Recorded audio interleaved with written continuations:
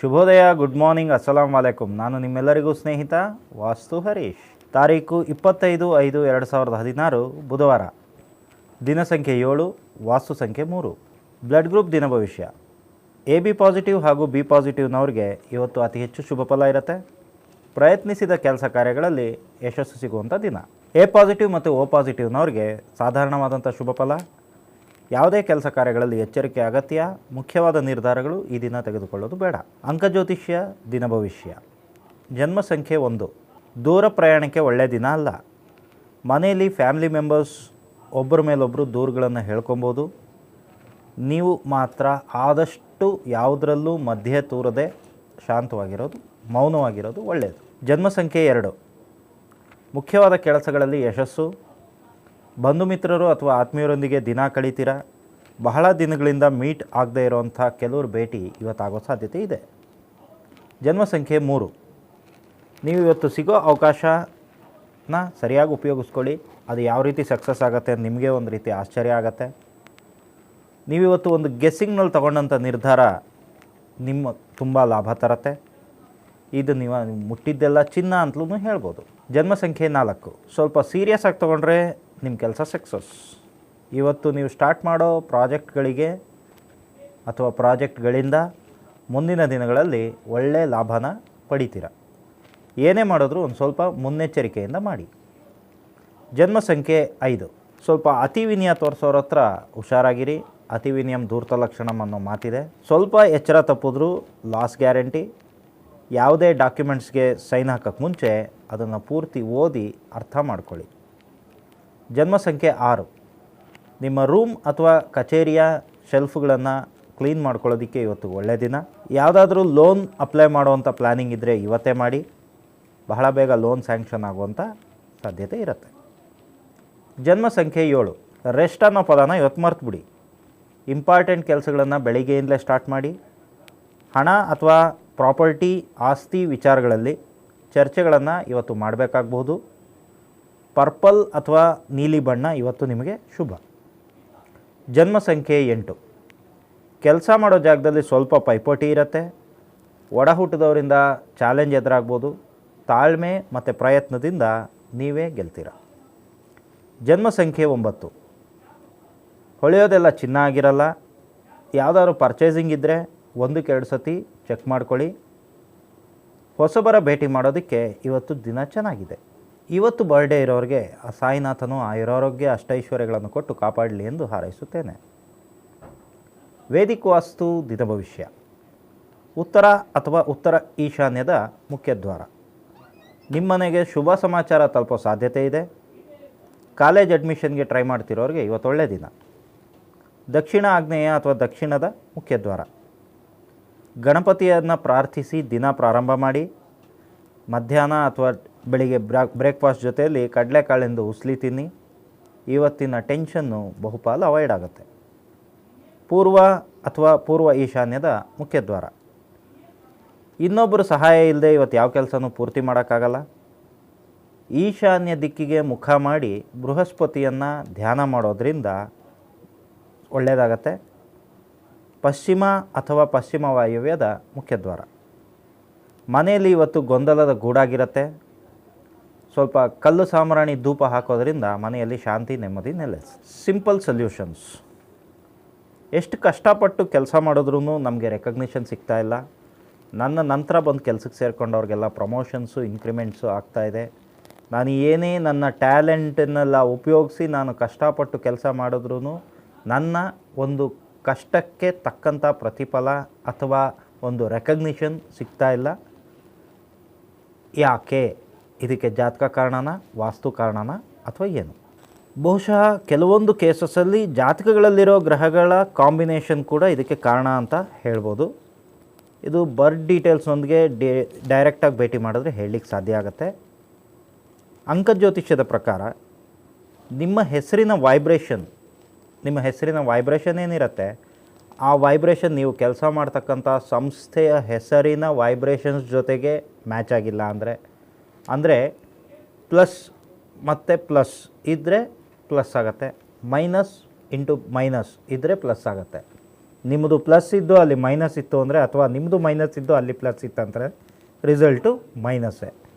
So ಹಾಗಾಗಿ company ಹೆಸರಿನ ಜೊತೆಗೆ ನಿಮ್ಮ ಹೆಸರಿನ ವೈಬ್ರೇಷನ್ಸ್ ಮ್ಯಾಚ್ ಆಗಲಿಲ್ಲ ಅಂದರೆ, ಅಥವಾ ನಿಮ್ಮ ಸೀನಿಯರ್ಸ್ ಯಾರಿರ್ತಾರೆ ಅಂದರೆ ಈ ನಿಮ್ಮ ಕೆಲಸವನ್ನು ಗುರುತಿಸ್ತಕ್ಕಂಥವ್ರು, ರೆಕಗ್ನಿಷನ್ ಮಾಡ್ತಕ್ಕಂಥವ್ರು, ನಿಮ್ಮ ಬಗ್ಗೆ ಅವರ ಮೇಲಧಿಕಾರಿಗಳಿಗೆ, ಅವರ ಸೀನಿಯರ್ಸ್ಗೆ ರಿಪೋರ್ಟ್ ಕೊಡ್ತಕ್ಕಂಥವ್ರು ಯಾರಿರ್ತಾರೆ, ಅವರ ಹೆಸರಿಗೂ ನಿಮ್ಮ ಹೆಸರಿಗೂ ವೈಬ್ರೇಷನ್ಸ್ ಮ್ಯಾಚ್ ಆಗಿಲ್ಲ ಅಂದರೂ ಸಹ ಈ ರೀತಿಯಾದಂಥ ಕೆಲವೊಂದು ಸಮಸ್ಯೆಗಳು ಆಗುತ್ತೆ.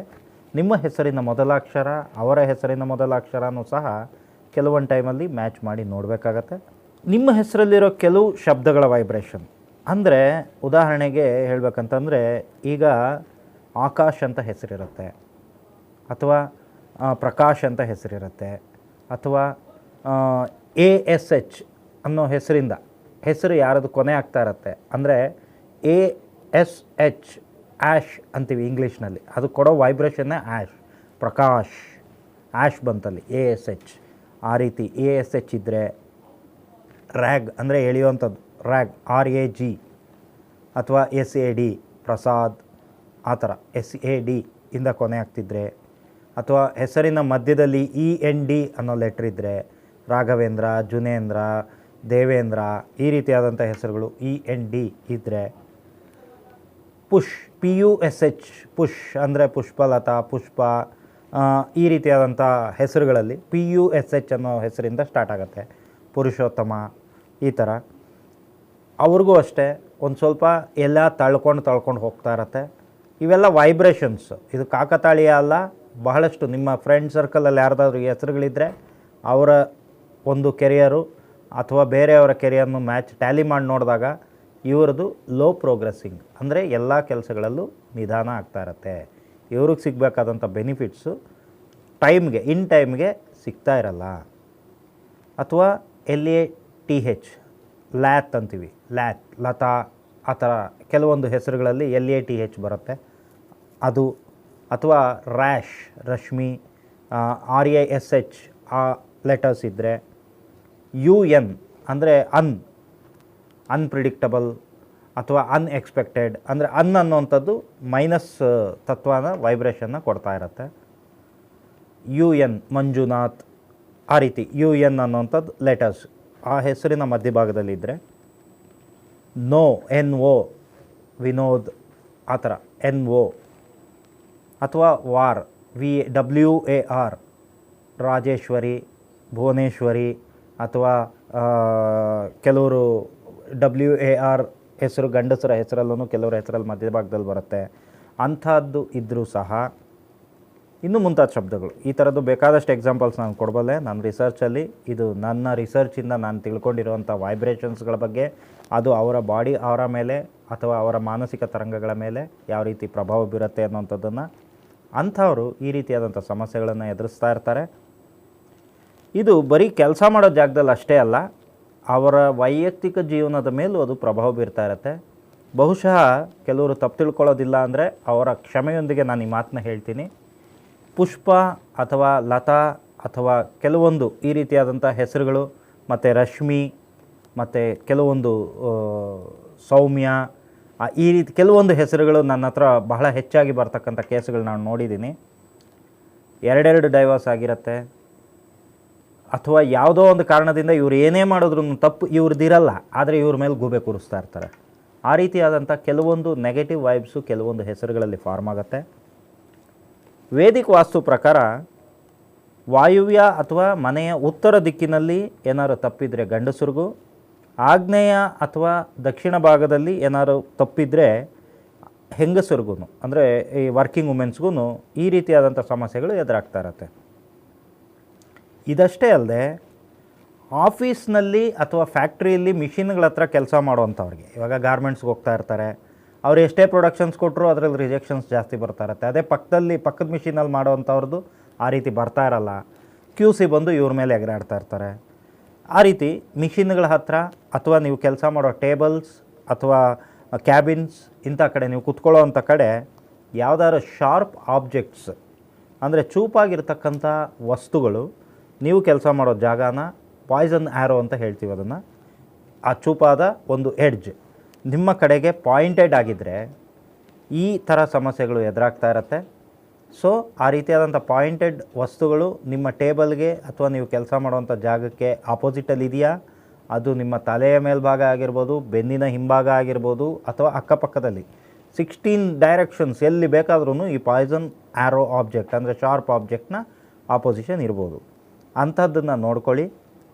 ಈ ರೀತಿಯಾದಂಥ ಸಮಸ್ಯೆ ಎದುರಿಸ್ತಾ ಇರೋರಿಗೆ ಅಂತಲೇ ಬಹಳ ಸಿಂಪಲ್ಲಾಗಿ ಸಾಲ್ವ್ ಆಗೋದಕ್ಕೆ ಸಮಸ್ಯೆಗಳು, ಕೆಲವೊಂದು ಬಾಡಿ ವೈಬ್ರೇಷನ್ಸ್ನ ಚೇಂಜ್ ಮಾಡ್ತಕ್ಕಂಥ ಮೂಲಿಕೆಗಳನ್ನು ಮಿಕ್ಸ್ ಮಾಡಿರ್ತಕ್ಕಂಥ ಹನಿ ನಮ್ಮ ಆಫೀಸಲ್ಲಿ ಸಿಗುತ್ತೆ. ಅದನ್ನು ಸ್ನಾನ ಮಾಡೋ ನೀರಿಗೆ ಮಿಕ್ಸ್ ಮಾಡಿಕೊಂಡು ಸ್ನಾನ ಮಾಡೋದ್ರಿಂದ, ಅಥವಾ ವಾರದಲ್ಲಿ ಒಂದು ಸರ್ತಿ ಆ ಒಂದು ಹನಿಯನ್ನು ಫೇಶಿಯಲ್ ಮಾಡ್ಕೊಳ್ಳೋದ್ರಿಂದ, ಅಥವಾ ಬಾಡಿ ಪ್ಯಾಕ್ ಮಾಡಿಕೊಂಡು ವಾರದಲ್ಲಿ ಒಂದು ಸರ್ತಿ ಸ್ನಾನ ಮಾಡೋದ್ರಿಂದ ಅವರ ಆರಾನೂ ಕ್ಲೀನ್ ಆಗುತ್ತೆ. ಈ ರೀತಿಯಾದಂಥ ಸಮಸ್ಯೆಗಳಿಂದ ಅವರನ್ನು ಅವರು ಕಾಪಾಡ್ಕೊಬೋದು. ಮತ್ತು ಅವರಿಗೆ ಏನು ಬ್ಯಾಡ್ ಲಕ್ ಅನ್ನುವಂಥದ್ದು ಅಥವಾ ಏನೊಂದು ನೆಗೆಟಿವ್ ವೈಬ್ಸ್ ಅವ್ರ ಕಡೆಗೆ ಅಟ್ರ್ಯಾಕ್ಟ್ ಆಗಿ ಅವರ ಒಂದು ಮೂಮೆಂಟಲ್ಲಿ ಪಿಕಪ್ ತೊಗೊಳೋದ್ರಲ್ಲಿ ಅವರ ಕೆರಿಯರ್ ನಿಧಾನ ಆಗ್ತಾ ಇರುತ್ತೆ, ಅದನ್ನು ಅದು ಸರಿ ಮಾಡುತ್ತೆ. ಇದಿಷ್ಟೇ ಅಲ್ಲ, ಕ್ರಿಸ್ಟಲ್ನ ಮುಖಾಂತರನೂ ನಿಮ್ಮ ಒಂದು ಸಮಸ್ಯೆಗೆ ಪರಿಹಾರ ಇದೆ. ನಿಮ್ಮ ಜನ್ಮ ಸಂಖ್ಯೆ ಅಥವಾ ನಿಮ್ಮ ಬ್ಲಡ್ ಗ್ರೂಪ್ ಅಥವಾ ನಿಮ್ಮ ಹೆಸರು ಈ ಪೂರ್ತಿ ಡೀಟೇಲ್ಸು ನೊಂದಿಗೆ ನನ್ನನ್ನು ವೈಯಕ್ತಿಕವಾಗಿ ಭೇಟಿ ಮಾಡಿದ್ರೆ ನಿಮ್ಮ ಸಮಸ್ಯೆಗೆ ನಾನು ಸಾಲ್ವೇಷನ್ಸ್ನ ಕೊಡ್ಬೋದು. ಕೆಲವೊಂದು ಸಮಸ್ಯೆಗಳಿಗೆ ನಾನು ಜನರಲ್ ಪ್ರಿಡಿಕ್ಷನ್ಸ್ ಅನ್ನೋ ರೀತಿಯಲ್ಲಿ ನನ್ನ ಕಾರ್ಯಕ್ರಮದಲ್ಲಿ ಕೊಡ್ತಾ ಇರ್ತೀನಿ. ಅದು ಒಬ್ಬರಿಗೆ, ಇವಾಗ ನಾನು ಇರುವೆಗೆ ಒಂದು ಟ್ರೀಟ್ಮೆಂಟ್ ಹೇಳಿದ್ದೆ ಅಂದರೆ ಅದನ್ನು ಆನೆನೂ ಮಾಡೋಕ್ಕೆ ಹೋಗಿ ಇರುವೆ ಹೋಗೋ ಜಾಗದಲ್ಲಿ ಆನೆ ಹೋಗೋಕ್ಕಾಗಲ್ಲ. ಇರುವೆ ಕೊಟ್ಟಂಥ ರೆಮಿಡಿ ಆನೆಗೆ ವರ್ಕೌಟ್ ಆಗೋಲ್ಲ. ಆನೆ ಹೊಟ್ಟೆಗೆ ಮಜ್ಜಿಗೆ ಒಯ್ದಂಗೆ ಆಗುತ್ತೆ. ಅದೇ ಮಜ್ಜಿಗೆ ಇರುವೆ ಮೇಲೂ ಇದ್ದರೆ ಇರುವೆ ಸತ್ತೇ ಹೋಗುತ್ತೆ. ಸೊ ಹಾಗಾಗಿ ಜನರಲ್ ಪ್ರಿಡಿಕ್ಷನ್ಸ್ನ ಇದೇ ಒಂದು ಫೈನಲ್ ಅಂತ ಅಂದ್ಕೊಂಡು ದಯವಿಟ್ಟು ಯಾರು ಮಾಡೋಕ್ಕೆ ಹೋಗಬೇಡಿ. ಏನೇ ಇದ್ದರೂ ಫೋನ್ ಮಾಡಿ ಕನ್ಸಲ್ಟ್ ಮಾಡಿ ನೇರ ಬಂದು ಭೇಟಿ ಮಾಡಿ. ನೇರ ಬಂದು ಭೇಟಿ ಮಾಡಿದಾಗ ನಿಮ್ಮ ಆರಾ ಲೆವೆಲ್ ಏನಿದೆ, ನಿಮ್ಮ ಬಾಡಿಯಲ್ಲಿ ಯಾವ ಚಕ್ರಗಳು ಬ್ಲಾಕೇಜ್ ಆಗಿದೆ, ಇವುಗಳನ್ನು ನಾನು ನೋಡೋಕ್ಕೆ ಸಾಧ್ಯ ಆಗುತ್ತೆ. ಸೊ ಹಾಗಾಗಿ ಈ ರೀತಿಯಾದಂಥ ಸಮಸ್ಯೆ ಇರತಕ್ಕಂಥವ್ರು ನನ್ನ ಆಫೀಸ್ನ ವಿಳಾಸ ನಿಮಗೆಲ್ಲರಿಗೂ ಗೊತ್ತಿದೆ, ನಂಬರ್ಸ್ ಇದರಲ್ಲಿದೆ. ನೀವು ಅದಕ್ಕೆ ಕರೆ ಮಾಡಿ ಅಪಾಯಿಂಟ್ಮೆಂಟ್ ತೊಗೊಂಡು ಬಂದು ಭೇಟಿ ಮಾಡೋದ್ರಿಂದ ಈ ಸಮಸ್ಯೆಯಿಂದ ಬಹಳ ಸಣ್ಣ ಪರಿಹಾರ, ಇದಕ್ಕೆ ದೊಡ್ಡ ಸಮಸ್ಯೆನೇ ಅಲ್ಲ ಇದು.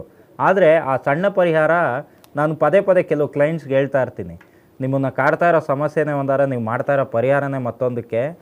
ನಿಮ್ಮ ನಿಜವಾದ ಸಮಸ್ಯೆ ಏನು ತಿಳ್ಕೊಬೇಕಾ, ಬಂದು ನನ್ನನ್ನು ಭೇಟಿ ಮಾಡಿ ಅಂತ. ಸೊ ಹಾಗಾಗಿ ಆ ಸಮಸ್ಯೆ ಏನು ಅಂತ ತಿಳ್ಕೊಳ್ಳೋದಕ್ಕೆ ಬಂದು ನನ್ನನ್ನು ನೇರವಾಗಿ ಭೇಟಿ ಮಾಡೋದ್ರಿಂದ ನಿಮಗೆ ಒಂದು ಪರಿಹಾರ ಸಿಗತ್ತೆ.